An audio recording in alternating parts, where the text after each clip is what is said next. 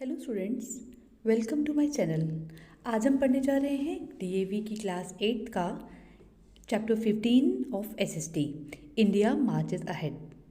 इस चैप्टर में हम पढ़ेंगे कि इंडिया ने 1947 के बाद आज़ादी हासिल करने के बाद किस प्रकार प्रोग्रेस की, किस तरह से वो आगे बढ़ा।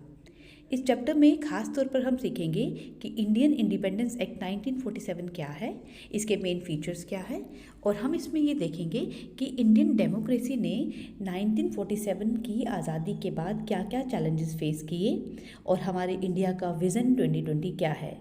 So now let us begin with the chapter. India marches ahead.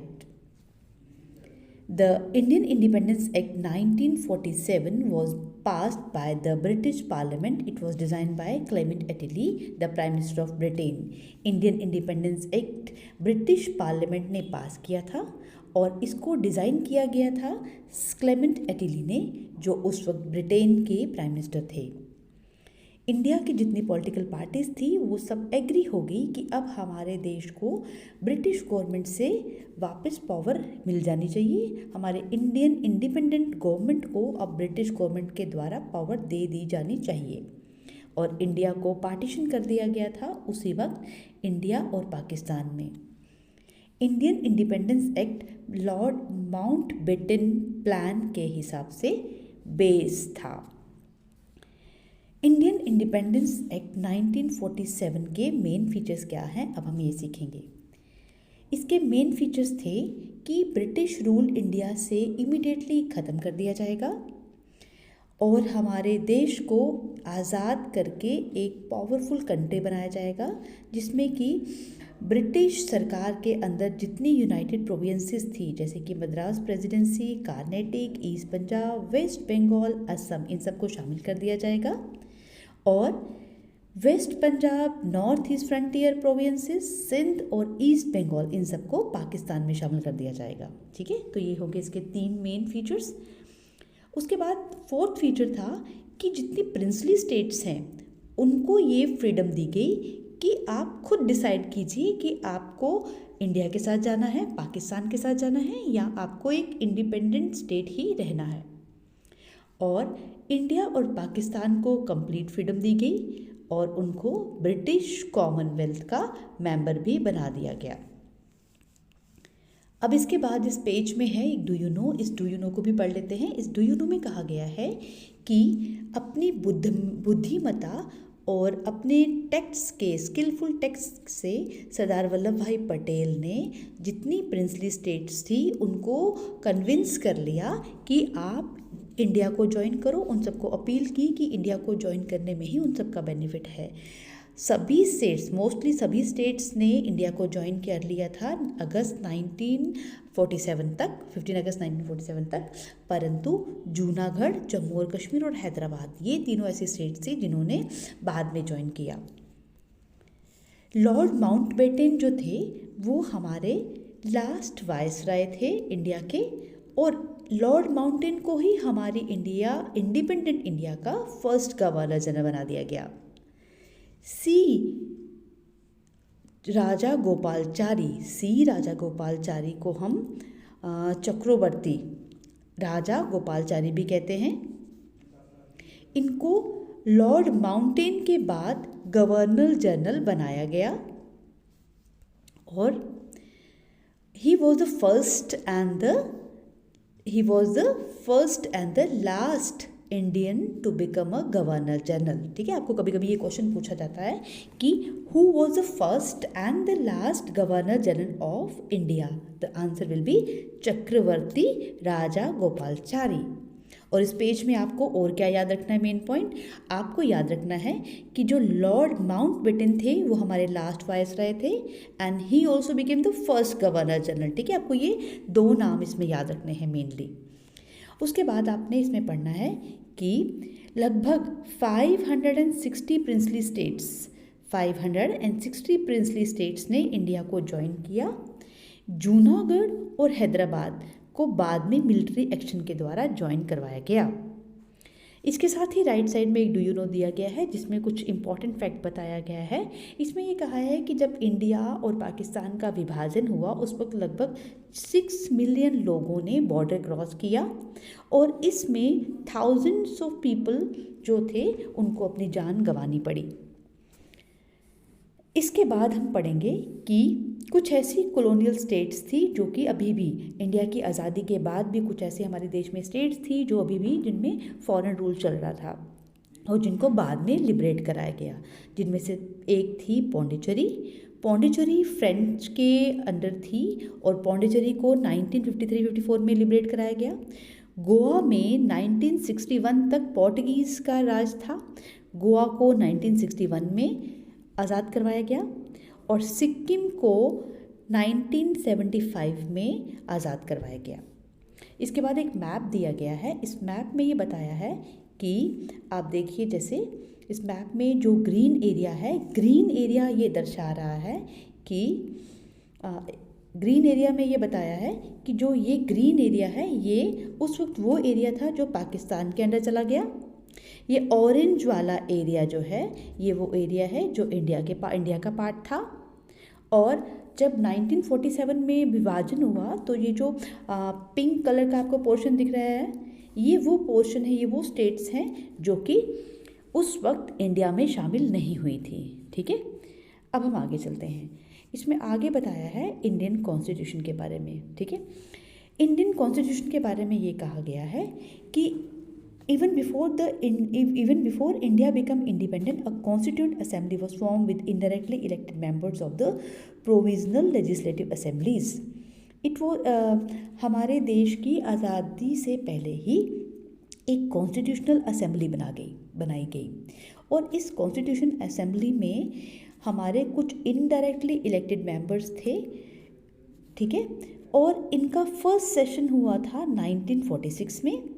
उसके बाद 14 अगस्त 1947 में वापस उनकी रीअसेंबली हुई और इसमें जो कॉन्स्टिट्यूशन हमारा देश का है वो पास किया गया। ये अब सबसे इम्पोर्टेंट बात यहाँ पे हम सीखेंगे कि हमारे देश का जो कॉन्स्टिट्यूशन है वो नवंबर 26, 1949 में पास किया गया, परंतु इसको अडॉप्ट किया गया जनवरी 26, 1950 में। ठीक है, when India became a republic. अब यहाँ से आपको ये क्वेश्चन बनता है, अगर आपको पूछा जाए कि when was the Indian constitution passed, तो इसका जवाब है नवंबर 26, 1949। और अगर ये पूछा जाए कि व्हेन वाज इट अडॉप्टेड और when was the constitution of India adopted, तो इसका आंसर है जनवरी 26, 1950। ठीक है, the constitution took about almost 3 years, 2 years, 11 months and 17 days to complete the drafting the drafting of the constitution for the independent India. It elected Dr. Rajendra Prasad as the first president of India and Jawaharlal Nehru became the prime minister and Sardar Vallabhbhai Patel became the deputy prime minister. तो इस paragraph में क्या क्या important है, इसमें ये हमने सीखा कि जो कॉन्स्टिट्यूशन असेंबली थी उसको 2 years, 11 month और 17 days लग गए हमारा कॉन्स्टिट्यूशन बनाने में। और हमारा जो इंडिपेंडेंट इंडिया था उसका फर्स्ट प्रेसिडेंट कौन थे हमारे, डॉक्टर राजेंद्र प्रसाद, और फर्स्ट प्राइम मिनिस्टर कौन थे हमारे, जवाहरलाल नेहरू जी, और हमारे फर्स्ट डिप्टी प्राइम मिनिस्टर कौन थे, सरदार वल्लभ भाई पटेल। ठीक है, इसके साथ ही एक इम्पॉर्टेंट फैक्ट है जो डू यू नो के रूप में दिया गया है। इसमें यह कहा गया है कि जो फर्स्ट जनरल इलेक्शंस हैं इंडिया में वो कब हुई थी, 1952 में, और उसमें वोटर कितने थे, मोर देन 62%। ठीक है, इतने लोगों ने लगभग उसमें वोट दिया। अब हम आगे बढ़ते हैं, India on the path of the progress, कि इस तरह इंडिया ने किस तरह से इंडिपेंडेंस लेने के बाद प्रोग्रेस की। The Indian economy has made great strides since 1947. India has undergone great infrastructural upgradations. Many people had predicted that India, because of its diversity of culture, religion, caste, language, custom, identity, would not be able to work as a unified democratic country. इसमें ये कहा गया है कि हमारी देश की जो इकोनॉमी है उसमें धीरे धीरे धीरे धीरे प्रोग्रेस होना शुरू हो गई इंडिपेंडेंस के बाद। और इंडिया में बहुत इंफ्रास्ट्रक्चरल चेंजेस आए, इंफ्रास्ट्रक्चरल अपग्रेडेशन हुई, ठीक है। और बहुत लोगों ने ये प्रेडिक्ट किया, क्योंकि हमारे देश में अलग अलग तरह का कल्चर है लोगों का, अलग अलग धर्म है लोगों का यहाँ पर, और इसकी वजह से हमारे देश को एकजुट होकर काम करने में बहुत मुसीबतों का सामना करना पड़ेगा, ठीक है। लेकिन इन सब की प्रेडिक्शंस जो हैं वो रॉन्ग हो गई। हमारे देश में इतनी सारी अलग अलग लैंग्वेजेस हैं, अलग अलग कास्ट है, अलग कस्टम्स हैं, हर लोगों की आइडेंटिटी अलग अलग है, लेकिन ये सब होने के बावजूद भी हम एकजुट होकर आगे प्रोग्रेस कर रहे हैं। ये सब प्रेडिक्शंस जो हैं हमने रॉन्ग प्रूफ कर दी हैं, ठीक है। हमारे देश में बहुत सारी इंटरनल और एक्सटर्नल प्रॉब्लम्स हैं, इन सब के बावजूद भी इंडिया सर्वाइव कर चुका है as a single unified identity India. लेकिन अब दुर्भाग्यपूर्ण बात यह है कि हमारे देश में मेन कुछ जो प्रॉब्लम्स आजकल चल रही हैं जिसकी वजह से हमारी प्रोग्रेस रुक गई है या कम हो रही है, वो है एक तो टेररिज्म और एक है क्रॉस बॉर्डर अटैक्स, ठीक है। हमारे देश में जो इकोनॉमिक प्रोग्रेस है वो हम कैसे देख सकते हैं? हमारे देश में हर क्षेत्र में आर्थिक रूप से हम जो है आगे आगे की ओर बढ़ते जा रहे हैं। वो कैसे हम देखते हैं? अपनी एग्रीकल्चर और इंडस्ट्रीज़ में देख सकते हैं कि किस तरह से हमने डेवलपमेंट की है। हमारी गवर्नमेंट ने बहुत से पावर प्रोजेक्ट्स बनाए हैं, इंफॉर्मेशन टेक्नोलॉजी में बहुत डेवलपमेंट कर दी है, कम्युनिकेशन और का नेटवर्क बहुत अच्छा बना दिया है, ट्रांसपोर्टेशन की फैसिलिटीज़ बहुत अच्छी दे दी हैं। और ये जो power, information technology, communication, transport, ये सब के सभी किसी देश की इंडस्ट्रीज़ का आधार है।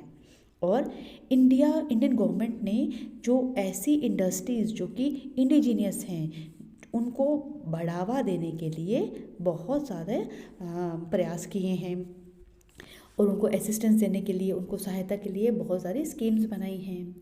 हमारे देश में अब एग्रीकल्चर में बहुत सारी मशीन्स का इस्तेमाल होता है, इरिगेशन की फैसिलिटीज़ बढ़ गई हैं, नए नए फर्टिलाइज़र्स, अच्छे फर्टिलाइज़र्स आ गए हैं, बहुत सब एग्रीकल्चर के क्षेत्र में बहुत रिसर्च वर्क होने लगा है। इन सब ने हमारे देश की कृषि का एक सिनेरियो ही चेंज कर दिया है। मतलब हम यहाँ पे इस पैराग्राफ में असली में ये समझाना चाहते हैं कि हमारे देश ने इंडस्ट्रीज़ में भी और हमारे देश ने एग्रीकल्चर, दोनों के दोनों, इंडस्ट्रियल सेक्टर, एग्रीकल्चर सेक्टर, दोनों के दोनों सेक्टर में अब बहुत ज़्यादा डेवलपमेंट हो चुकी है और इसमें हमारे गवर्नमेंट का भी बहुत ज़्यादा रोल है, ठीक है। हम एग्रीकल्चर की प्रोडक्शन को देख सकते हैं कि अब हमारे देश में जो एग्रीकल्चर प्रोडक्शन है वो क्वांटिटेटिवली और क्वालिटेटिवली, उसकी क्वांटिटी भी अब धीरे धीरे बढ़ती जा रही है, इंप्रूव होती जा रही है, और उसकी क्वालिटी भी बढ़ती जा रही है। एक टाइम ऐसा था जब हमारा देश जो था बाहर की हर चीज़ बाहर से इम्पोर्ट करता था, बाहर के देशों से मंगवाता था, और हमें हर छोटी सी छोटी चीज़ के लिए भी दूसरी कंट्रीज़ पे डिपेंड रहना पड़ता था। पर धीरे धीरे अब हमारे देश में ऐसा सिनेरियो है कि हम लोग एक्सपोर्ट करने लगे हैं। यहाँ पे अब ऐसी चीज़ें बनती हैं जो कि दूसरी कंट्रीज़ में इस्तेमाल हो रही हैं। हम लोग अपनी क्वांटिटीज़ और क्वालिटी दोनों बढ़ा रहे हैं। और ये जो क्वांटिटेटिव और क्वालिटेटिव प्रोग्रेस है, इसमें बहुत बड़ा योगदान है एक वाइट रेवोल्यूशन का और एक ग्रीन रेवोल्यूशन का। आपने पढ़ा होगा हरित क्रांति और श्वेत क्रांति, ठीक है। अब इसमें एक डू यू नो है जिसमें ये कहा गया है कि हालांकि हमारे इंडिया ने बहुत ज़्यादा डेवलपमेंट की है हर क्षेत्र में, लेकिन फिर भी अगर हम कुछ कंट्रीज़ देखें जैसे कि जापान, ठीक है, उसके मुकाबले में अभी भी हम थोड़ा सा टेक्नोलॉजी में पीछे हैं, क्योंकि वो एक छोटी सी कंट्री है, फिर भी हमसे टेक्नोलॉजी में आगे है, ठीक है। अब हम पढ़ते हैं इंडिया के प्लानिंग के बारे में। इंडिया ने क्या प्लानिंग की है, इंडिया का प्लानिंग कमीशन क्या है, इस सब के बारे में, ठीक है। तो हमारे इंडिया ने 5 ईयर प्लान्स बनाना शुरू कर दी। आज़ादी के बाद इंडिया ने यूएसएसआर में जिस तरह से पैटर्न चलता था कि वो पहले से ही 5 ईयर प्लानिंग करते थे अपने देश की डेवलपमेंट के लिए, तो हमारे देश ने भी आफ्टर द इंडिपेंडेंस अडॉप्ट किया 5 ईयर प्लानिंग सिस्टम, ठीक है, कि हम अपने देश में नेक्स्ट 5 ईयर्स में क्या करने वाले हैं, कौन कौन से सेक्टर में क्या क्या मेन प्रोग्रेस करेंगे, उसके बारे में पहले से ही प्लानिंग कर लेंगे। और जो प्लानिंग कमीशन है हमारे देश का, जिसने सबसे पहली बार प्लानिंग करना शुरू कर दी, तो ये मतलब हमारे देश ने एक प्लानिंग कमीशन बनाया 1950 में इस प्लानिंग कमीशन का काम था ये 5 इयर्स नेक्स्ट बजट बनाना, 5 इयर्स प्लान बनाना, ठीक है। और जो पहला 5 ईयर प्लान था ये 1951 से लेके 1956 तक बना गया। मतलब पहला आपको ये पूछा जाएगा कि जो फर्स्ट 5 ईयर प्लान है उसका पीरियड क्या था, यू विल से 1951 टू 56। और जो ये फर्स्ट 5 ईयर प्लान था ये पंडित, क्योंकि उस वक्त हमारे प्रधानमंत्री प्राइम मिनिस्टर जो थे वो थे पंडित जवाहरलाल नेहरू, तो उन्होंने ही बनाया था। और at present we are in 12th 5 year plan, ठीक है। लेकिन ये जो 5 ईयर प्लान था ये बनाने के लिए उस वक्त सरकार ने प्लानिंग कमीशन बनाया था एक, ठीक है। लेकिन 2015 में इस प्लानिंग कमीशन को चेंज करके नीति आयोग बना दिया गया, मतलब इसको रिप्लेस कर दिया गया नीति आयोग से, ठीक है। अब हम पढ़ लेते हैं कि नीति आयोग क्या है। नीति आयोग और the national institute of the for transforming India was formed in 2015. It is a policy think tank of the Government of India. It was established by Narendra Modi government to replace the Planning Commission of India, which followed the top-down model. The stated aim of Niti Aayog creation is to foster involvement and participation by the state government in the economic policy making. The emphasis is bottom-up approach to make India move toward its cooperative federation. तो इस नीति आयोग में ये कहा गया कि जो नीति आयोग है ये हमारे देश का थिंक टैंक होगा, ठीक है। पहले हम ये देख लेते हैं कि नीति आयोग का दूसरा नाम क्या है। इसका दूसरा नाम है the national institute for transforming India, ठीक है। ये 2015 में हमारे देश के प्रधानमंत्री नरेंद्र मोदी जी ने बनाया था। इसका काम था जितने भी आगे देश में पॉलिसीज़ बननी है, प्लानिंग होनी है, इसका ये सब काम है, ठीक है। और इसमें टॉप डाउन और बॉटम अप मॉडल दोनों के दोनों यूज़ किए गए। और इसमें मेन ये देखा गया कि इस आयोग ने देश में स्टेट गवर्नमेंट्स का इकोनॉमिक डेवलपमेंट और इकोनॉमिक पॉलिसी मेकिंग में रोल बढ़ा दिया। मतलब इसमें ये कहा गया कि जो जब तक स्टेट गवर्नमेंट इन्वॉल्व नहीं होगी किसी देश की तरक्की नहीं होगी, तो स्टेट गवर्नमेंट को पूरा पॉलिसी मेकिंग में साथ देना होगा। इस सेशन में बस इतना ही। आगे के टॉपिक्स के लिए हम मिलते हैं पार्ट 2 में।